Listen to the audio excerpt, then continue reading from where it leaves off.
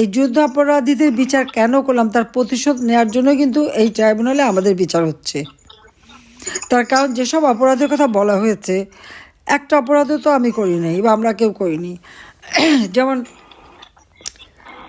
আবু সাইদের হত্যার কথাই ধরো, আবু সাইদকে হত্যা করার কথা বলা হয়েছে। আবু সাইদের বাবা সে যখন সাক্ষী দিল, কি বলছে, সারা বিশ্ব জানে আবু সাইদ বুক পেতে গুলি নিয়ে মারা গেছে। আবু সাইদের বাবা ট্রাইব্যুনালে যে সাক্ষী দিল, তার ছেলের মাথার পিছনে গুলি, যখন তাকে গোসল করায় তখনও মাথার পিছনে রক্ত। যদিও মামলা চলাকালীন সময় প্রসিকিউটর বলছিল যে পিছনে না পিছনে, সামনে সামনে। তারপরে আবার পরবর্তীতে এক সাংবাদিকের প্রশ্ন সে বলছিল, হ্যাঁ মাথায় পিছনের কথাটা বলা আমার ভুল হয়ে গেছে। মানে সাক্ষী যাদের শিখিয়ে পড়ে নিয়ে এসেছে তারা আসলে সঠিক কথা বলতে পারেনি। আবু সাইদের হত্যা, মুগ্ধর হত্যা, তারপরে 7.62 বুলেট যেটা ব্যবহার করা হয়েছে 2024 সালের 15ই ফেব্রুয়ারির পর থেকে, আমি সেখানে একটা জুডিশিয়াল ইনকোয়ারি কমিশন গঠন করে দিয়েছিলাম হাইকোর্টের জজ সাহেবকে দিয়ে। ডক্টর মোহাম্মদ ইউনূস কিন্তু সেই এনকোয়ারি করতে দেয় নাই। অবৈধ অস্ত্র, থানা লুট করে অস্ত্র, সেগুলি কোথায় গেল সেগুলি খোঁজ করে নাই। দেখা যাচ্ছে এখানে যত মানে একটা মনে হচ্ছে একটা রাজনৈতিক প্রতিহিংসা চরিতার্থ করার জন্য মুক্তিযোদ্ধা পরিবার এবং জনগণের ভোটে নির্বাচিত জনপ্রতিনিধি, সর্বোপরি আওয়ামী লীগের নেতৃবৃন্দ এবং আমার বিরুদ্ধে মামলা। এবং সেই মামলায় সেরকম কোনো আর্গুমেন্ট কিছুই লাগবে না। তারা নিজেরাই একজন আইনজীবী ঠিক করে দিয়েছে। সেই আইনজীবী আবার যখন জজ সাহেবের সাথে কথা বলে, সেটাও আবার প্রচার হয়ে গেছে যে সে আইনজীবী খুব ভালো ভালো কথা বলছিল যে আমাকে মুক্তি দিতে হবে, আমার কোনো অপরাধ নেই ইত্যাদি ইত্যাদি। আবার জজ সাহেবকে বলছে আমার তো এই কথাগুলি বলতেই হয়, আমি তো বাইরে অন্য কথা বলতে পারি না, কাজে আমাকে তো বলতেই হবে, হ্যাঁ, যে না ফাঁসি দেওয়া যাবে না। আমি কি বলতে পারি যে ফাঁসি হোক? একবার আপনারা চিন্তা করে দেখেন তো কী বিচারটা হচ্ছে বাংলাদেশে, কোন বিচারটা হচ্ছে? তো এই হলো বাংলাদেশের অবস্থা। সেখানে আইনজীবীদের ঢুকতেও দেওয়া হচ্ছে না, যেটা এখান পান্না বলছেন উনি যাবেন, যায়নি। আর আমার বিরুদ্ধে যে মামলা, আমি তো কোনো নোটিশ কিছুই পাইনি। আর আমাদের ঘর বাড়ি কিছুই নাই, ঠিকানাই নাই এখন, এই অবস্থা। তো সেগুলো আমরা কেউ কিচ্ছু জানিও না, কিন্তু বিচার হয়ে গেছে, বিচারের রায়ও দিয়ে দেবে।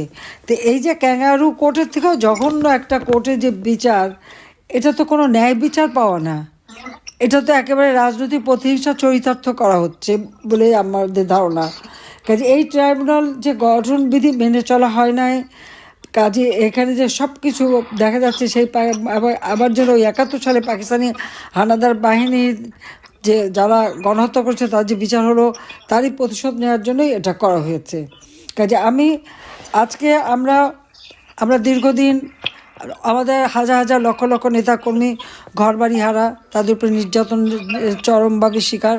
তো আমরা আজকে যে আন্দোলনের ডাক দিয়েছিলাম লকডাউন, এই লকডাউনে আমি বলবো যে আমাদের আওয়ামী লীগ এবং সহযোগী সংগঠনের নেতৃবৃন্দ, সাধারণ শ্রেণী পেশার মানুষ, প্রবাসীরা, দেশে বিদেশে সকল বন্ধুরা এবং বিভিন্ন শ্রেণী পেশার জনগোষ্ঠী প্রত্যেকে যে অকুণ্ঠ সমর্থন দিয়েছেন।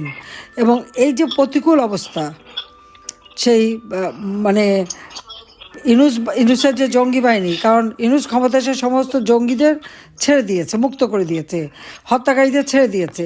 এই তারা যে অস্ত্র শস্ত্র নিয়ে তারপরে বিভিন্নভাবে কুপিয়ে মানুষ মারা, লাঠি দিয়ে পিটিয়ে মারা, গুলি করে মারা, এইগুলি করেছে। আজকে এত ভয় ভীতি, এত মামলা হামলা, তারপরেও জনগণ রাস্তায় নেমেছে এবং তারা এর প্রতিবাদ করেছে এবং এই লকডাউন প্রোগ্রামটাকে সর্বাত্মকভাবে তারা সফল করেছে বলে আমি আপনাদের কাছে, আমাদের প্রবাসী যারা, তারা বাংলাদেশের জনগণ, আমার দলের নেতাকর্মী সকলের প্রতি আমি কৃতজ্ঞতা জানাচ্ছি যে আজকে এই যে প্রতিবাদের মধ্য দিয়ে আমার মনে হয় যে ইউনূস ক্ষমতা দখলের পর থেকে বাংলাদেশের মানুষ যে একটা শ্বাসরুদ্ধকর পরিবেশে ছিল, তারা যে একটা হতাশায় ভুগছিল, তারা ভেবেছিল তাদের জন্য বলার বোধহয় কেউ নাই, কিন্তু আওয়ামী লীগ জনগণের পাশে আছে, জনগণের পাশে থাকবে এবং জনগণের কল্যাণে আওয়ামী লীগ চিরদিন কাজ করে এবং সেইভাবেই কাজ করে যাব। আজকে সেই স্বস্তিটা মানুষের মাঝে ফিরে এসেছে। তবে আমাদের এই সংগ্রাম গণতন্ত্র পুনরুদ্ধারের সংগ্রাম, জনগণের ভোটের অধিকার আদায়ের সংগ্রাম, দেশের মানুষের নিরাপত্তা শান্তি নিশ্চিত করবার সংগ্রাম এবং যত আমাদের রাজবন্দী তাদের মুক্তি, মিথ্যা মামলা প্রত্যাহার এবং মানুষের জীবন মান উন্নত করা, আর্থসামাজিক উন্নয়নের লক্ষ্যে আওয়ামী লীগের সংগ্রাম অব্যাহত থাকবে। এবং আমাদের এই সমর্থন দেওয়ার জন্য সবাইকে আমি ধন্যবাদ জানাই। এবং আন্তর্জাতিক ক্ষেত্রে যে সমস্ত বন্ধুরা আমাদের বন্ধুপ্রতিম দেশ এবং যারা আমাদের সমর্থন দিচ্ছেন, জনপ্রতিনিধি সকলকে আমি আমার ধন্যবাদ জানাই, কৃতজ্ঞতা জানাই, সবাইকে ধন্যবাদ। আজকে আপনারা এখানে এসেছেন, আপনাদেরকে আমি মানে ধন্যবাদ জানাই। এবং আমরা ন্যায় বিচার চাই, এটা সত্যিকার কোর্টে বিচার হোক, সেটা প্রমাণ দিক তারা যে হ্যাঁ আমি অপরাধী। কোনো প্রমাণ তারা দিতে পারেনি, শুধু মিথ্যে কথা বলে। এবং এই যে কোর্টে দাঁড়িয়ে মিথ্যে বলা, এটাও কিন্তু একটা অপরাধ। চিফ প্রসিকিউটর কিন্তু সেই অপরাধ করেছে। আজকে যে জজ, দুইজন জামাত ইসলামী, একজন বিএনপি, তারা দলীয়। এখানে তো বিচার হতে পারে না, ন্যায় বিচার হতে পারে না। কাজে এই অবস্থায় তারা মামলা চালাচ্ছে। ধন্যবাদ জানিয়ে আমার বক্তব্য শেষ করছি। খোদা হাফেজ। জয় বাংলা, জয় বঙ্গবন্ধু, বাংলাদেশ চিরজীবী হোক। ধন্যবাদ।